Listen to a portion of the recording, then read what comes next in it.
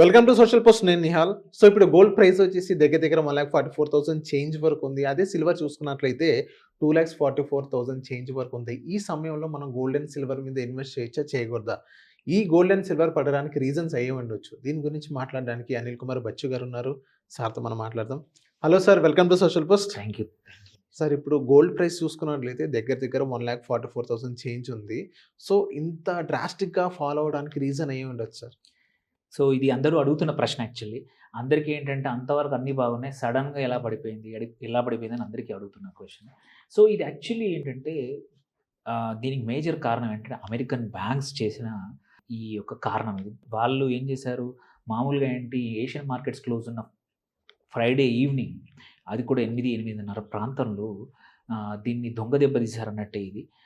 ఎందుకంటే ఇక్కడ ఎందుకు అంటే ఇటు చైనాలో అక్కడ Shanghai is the major market, అది క్లోజ్ అయ్యింది మెటల్ మార్కెట్. అక్కడ హ్యూజ్ డిమాండ్ ఉంది. యాక్చువల్ వెస్ట్లో ట్రేడ్ అవుతున్న ప్రైస్కి ఇక్కడ ఫిజికల్ సిల్వర్ ప్రైస్కి చాలా తేడా ఉంది. ఓకే. సేమ్ వే బంగారం కూడా అంతే. అటు జపాన్లో కానీ ఇటు ఇండియాలో కూడా అదే పరిస్థితి. ఎంసీఎక్స్లో ట్రేడ్ అవుతున్న ప్రైస్ ఒకటి, ఫిజికల్గా బయట కొనాల్సిన ప్రైస్ చాలా తేడా ఉంది. సో ఇది చూసి అమెరికన్ బ్యాంక్స్కి ఏంటంటే భయం పట్టేసుకుంది. మీరు ఎందుకు పట్టేసుకుంది అంటే వాళ్ళు షార్ట్స్లో ఉన్నారు. ఒక్క ఔన్స్ సిల్వర్కి నియర్లీ 200 నుంచి 300 ఔన్సెస్ షార్ట్స్ ఉన్నారు. ఇట్లా ప్రైస్ పెరిగిపోతే మాత్రం అమెరికన్ బ్యాంకింగ్ కొలాప్స్ అయ్యే అవకాశాలు ఆల్రెడీ ఉన్నాయి. కొన్ని బ్యాంక్స్ 1-2 మొన్న తెల్లవారు క్లోజ్ చేశారు యాక్చువల్లీ శనివారం కూడా. ఎందుకంటే వాళ్ళ దగ్గర ఫైనాన్షియల్ సిస్టమ్ సపోర్ట్ చేయలేదు. ఎందుకంటే వీళ్ళు బ్యాంకింగ్ వెదర్ జేపీ మోర్గాన్ కానీ, ఎస్పెషల్లీ ఇందులో ఏంటంటే జేపీ మోర్గాన్ అనే సంస్థ వాళ్ళు ఏంటంటే హ్యూజ్ షార్ట్ పొజిషన్స్ సిల్వర్లో డిపెండ్ చేశారు. జనరల్గా ఏంటంటే సిల్వర్ ఈజ్ ఎప్పుడు కూడా మేనేజ్ చేస్తూ ఉంటారు అమెరికన్ బ్యాంక్స్. హిస్టారికల్లీ కూడా చూసుకుంటే దాని ప్రైస్ని ఆర్టిఫిషియల్గా మ్యానిపులేట్ చేస్తున్నారని చెప్పి వాటి మీద ఇప్పటికీ ఇది data, publish data, American regulatory authorities nearly 10 సార్లు వాటి మీద ఫైన్లు వేశారు. నియర్లీ ఒక $1-2 బిలియన్ ఫైన్లు కూడా కట్టాయి ఇట్లాంటి అమెరికన్ బ్యాంక్స్. ఈసారి ఏంటంటే వాళ్ళు కంట్రోల్ చేయడానికి కన్నా కూడా పెద్దగా ప్రైస్ డిఫరెన్స్ వచ్చేసింది షార్ట్స్ మీద. వీళ్ళు గోయింగ్ ఆన్ అది షార్ట్ క్లియర్ చేయాలంటే కంపల్సరీ డబ్బులు కట్టి, అంత డబ్బులు కట్టారంటే బ్యాంకింగ్ సిస్టమ్ కొలాప్స్ అవుతుంది. సో దేవర్ వెయిటింగ్ చాలా రోజుల నుంచి ఎప్పుడు దెబ్బతిద్దామా అని ట్రై చేశారు. కొన్ని 2-3 సార్లు డంప్ చేశారు. ఎంత డంప్ చేసినా 3-4% కన్నా ఎక్కువ లేదు. మళ్ళీ వాళ్ళు పడుకొని లేచే సమయానికి మళ్ళీ ఏషియన్ మార్కెట్స్ పైకి తీసుకెళ్తా ఉన్నాయి. సో అందుకే ఏం చేశారు, Saturday Sunday holiday. So Friday రోజు సాయంత్రం చేస్తే, అంటే మా ఏషియన్ మార్కెట్స్ పడుకున్నప్పుడు చేస్తే ఎవరు చూడరు ఆర్ ఎవరు రెస్పాండ్ అవ్వలేరు. ఐ మీన్ టు సే చూడరు మీన్స్ రెస్పాండ్ అవ్వలేరు అని. సో వాళ్ళు అందరూ పడుకున్నప్పుడు షార్ట్స్ని క్లోజ్ చేసేసుకొని అండ్ ప్యానిక్ క్రియేట్ చేశారు. సడన్గా అమ్మేయడం మొదలు పెట్టేసేసరికి ఏమైంది, ఇక్కడ ఇంపార్టెంట్ ఏం జరిగిందంటే కన్విక్షన్ లేని వాళ్ళు, ఎవరికైతే ఫియర్ ఆఫ్ మిస్సింగ్ అవుట్ అని, అంటే అందరూ సంపాదించారు నేను సంపాదించుకున్నామన్న వాళ్ళు, రీసెంట్గా ఎంటర్ అయిన వాళ్ళందరికీ సడన్గా ప్యానిక్ వచ్చేసింది.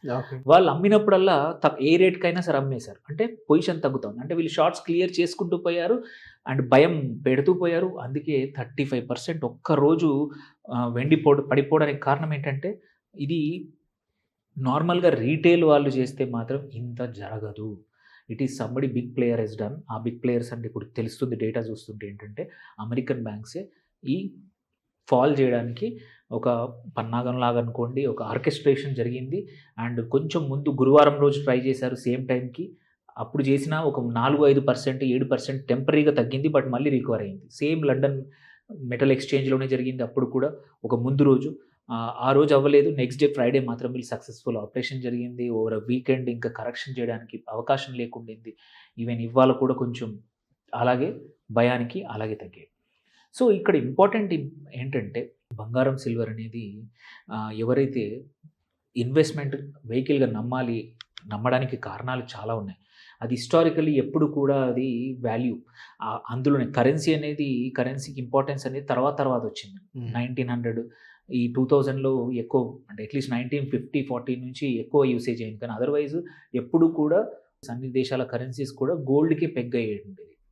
ఓకే. అండ్ ఈవెన్ హిస్టారికల్‌గా చూసుకున్న సిల్వర్ అండ్ గోల్డ్ కాయిన్స్ తోటే వ్యాపారం జరిగేది. అవును. కానీ సార్ ఇప్పుడు చాలామంది ఈ సిట్యుయేషన్ జరిగిన తర్వాత గోల్డ్ అండ్ సిల్వర్ మీద ఇన్వెస్ట్‌మెంట్ చేయాలంటే కొంత భయం అనేది ఏర్పడింది. సో, ఇంకా తగ్గుతదా? లేకపోతే ఇంకా దీని గురించి ఇంకా పెరుగుతదా? ఒక పానిక్ సిట్యుయేషన్స్‌లో ఉన్నారు. సో, ఒకటి ఇంపార్టెంట్ ఏందంటే, బంగారం పెగ్గయినప్పుడు ఇష్టం వచ్చినంత అప్పులు ప్రభుత్వాలు చేసుకోలేకపోయేటివి. హ్మ్.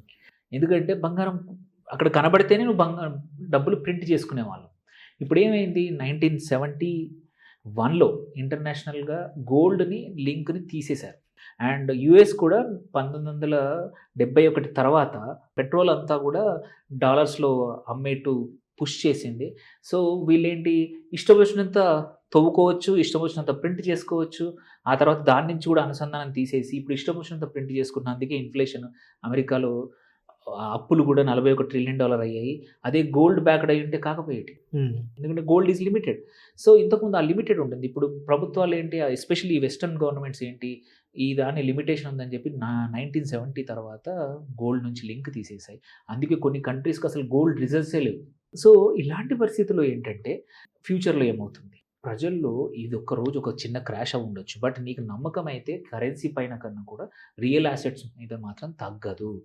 ఎందుకంటే ప్రపంచవ్యాప్తంగా కూడా ఇప్పుడు మొన్న జరిగిన సిట్యుయేషన్ తర్వాత ఏ కంట్రీస్ దగ్గర అయితే బంగారం నిల్వలు లేవో, ఆ రిజర్వ్ బ్యాంక్స్ అన్నీ కూడా కొనడం మొదలు పెడతానే ఉంటాయి.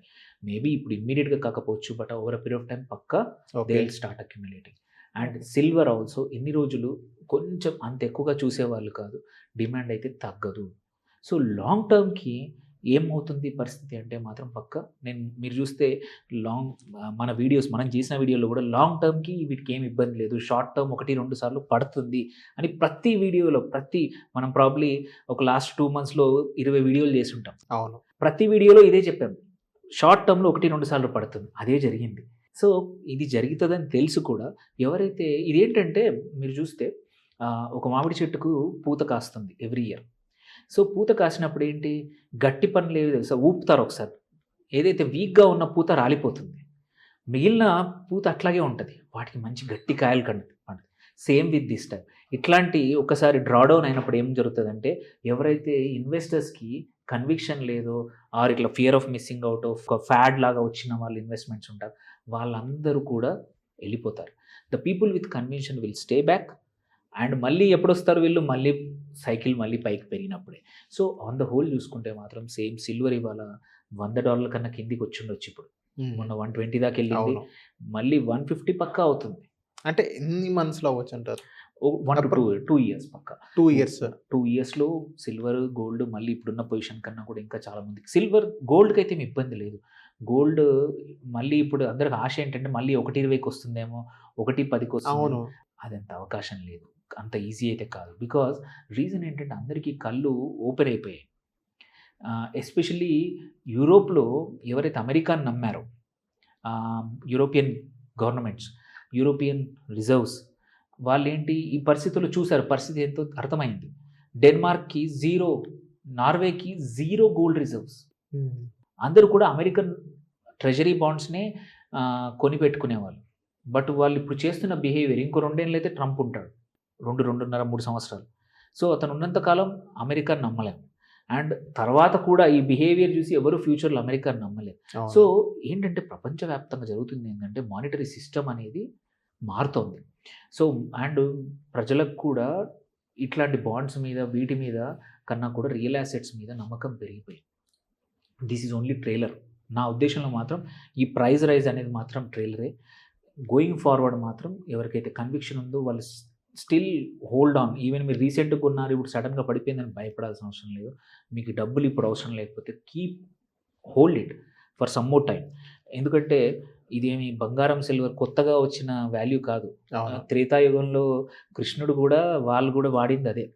సో, అదెప్పుడు అలాగే ఉంటుంది. దాని వాల్యూ అలాగే ఉంటుంది బంగారంది. ఈవెన్ సిల్వర్ కూడా వాడారు ఇంతకుముందు. సో, జస్ట్ కొన్ని రోజుల తర్వాత చూస్తే మాత్రం సిల్వర్ 150 అయినా, గోల్డ్ $10,000 అయినా, ఇప్పుడు 5,600 $5,700 వెళ్ళింది ఒక్కొక్క ఔన్స్‌కి. మళ్ళీ అది క్రాస్ చేసి ముందుకు పక్కా వెళ్తుంది. కాకపోతే ఏంటంటే టైం పడుతుంది. ఈసారంతా అదెప్పుడు జరుగుతుందే ఇంత ఫాస్ట్‌గా జరగదు మామూలుగా. కాకపోతే ఏంటంటే నెక్స్ట్ ఎవ్రీ టైం పడ్డాక కొన్నేళ్ళు స్టేబుల్గా ఉంటుంది. బట్ ఈసారి అలా ఉండదు. గోయింగ్ ఫార్వర్డ్ ఇంకొక 1 or 2 మంత్స్‌లో చూడండి, ఆర్ 6 months to 1 yearలో చూడండి, gold will shine. Silver maybe slow down because silver చాలా ఎక్కువగా పెరిగింది. సో సిల్వర్కి ఏదైనా సబ్స్టిట్యూట్ వస్తే తప్ప ఇండస్ట్రియల్ అవసరాలకి సిల్వర్ విల్ ఆల్సో గోన్. ఎవరైతే ఉంచుకున్నారో రీసెంట్గా అప్పు తేకుండా, అప్పు తెస్తే మాత్రం ఎగ్జిట్ అయిపోవడం బెటర్. ఎందుకంటే నాకు తెలిసి ఏంటంటే చాలామంది ఒక పెద్ద తప్పులు చేశారు. ఫ్యూ తప్పు ఏంటంటే, ఒకటి ఎగ్జిస్టింగ్ వాళ్ళ దగ్గర ఉన్న గోల్డ్ని తీసుకెళ్ళి బ్యాంకుల దగ్గర తాకట్టు పెట్టి ఆ డబ్బులు తెచ్చి మళ్ళీ గోల్డ్ కొన్నారు. కొద్దిమంది సెకండ్ సైకిల్ కూడా చేశారు నాకు తెలిసిన వాళ్ళు. అంటే ఫస్ట్ లోన్ తెచ్చి కొన్నారు, తెచ్చిన బంగారాన్ని తీసుకెళ్ళి మళ్ళీ లోన్లో పెట్టారు. So this kind of a leverage for a normal person is impossible.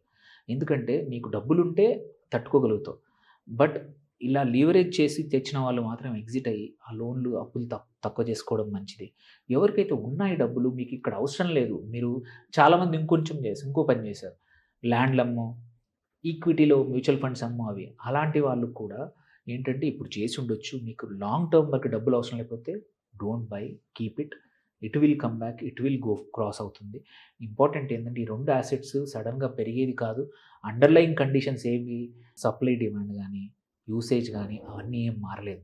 Only American బ్యాంకులు వాళ్ళు చేసిన ఈ దొంగ దెబ్బ తప్ప అండర్లైన్ కండిషన్స్ అట్లాగే ఉన్నాయి. సిల్వర్లో మాత్రం కొంచెం అన్యూజువల్ ర్యాలీ, అది కొంచెం లాంగ్ టైం పట్టొచ్చు ఇది మళ్ళీ 120 దాటడానికి. సో అదర్వైజ్ ఈ 2 లాంగ్ టర్మ్కి మంచి ఇన్వెస్ట్మెంట్స్. షార్ట్ టర్మ్లో మాత్రం మీ ఓన్ డబ్బులు అయితే ఉంచుకోండి, లేదంటే మాత్రం ఎగ్జిట్ అయ్యి మీ లోన్లు తీర్చేసేయండి. Okay. So thank you sir మన సోషల్ పోస్ట్ వచ్చినందుకు.